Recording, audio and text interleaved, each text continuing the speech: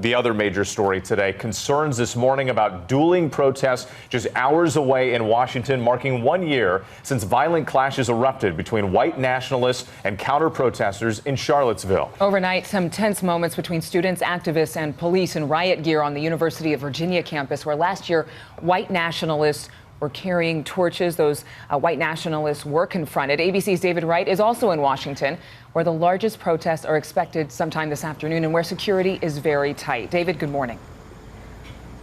Good morning, Adrian and Whit. This is where it'll all go down later today. Lafayette Park, right across the street from the White House. Security, as you say, is very tight here today.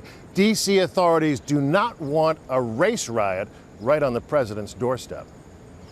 As the demonstrators descend on the nation's capital, multiple law enforcement agencies are determined to keep things calm and to keep the two groups separate.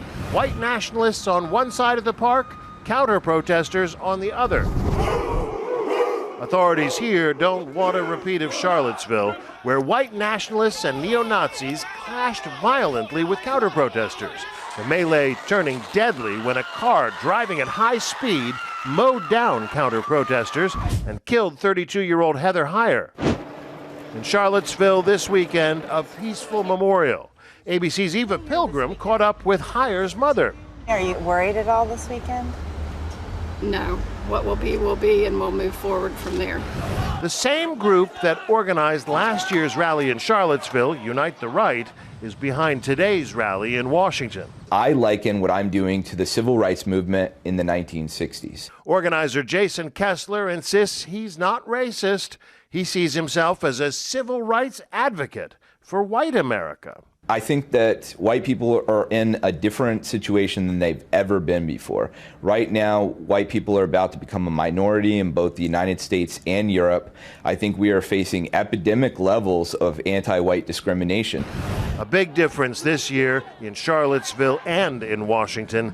The counter-protesters may well outnumber the white nationalists. I think the point of the demonstration is to demonstrate to the world and to the city of D.C. that these people are a minority.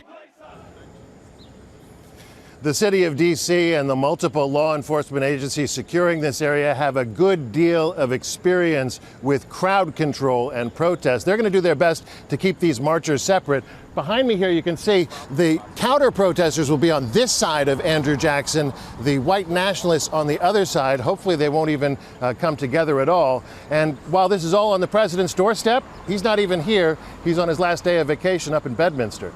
Guys? And he's been calling it a working vacation. David Wright, thank you for your reporting from D.C. this morning. Hi, everyone. George Stephanopoulos here. Thanks for checking out the ABC News YouTube channel. If you'd like to get more videos, show highlights, and watch live event coverage, click on the right over here to subscribe to our channel. And don't forget to download the ABC News app for breaking news alerts. Thanks for watching.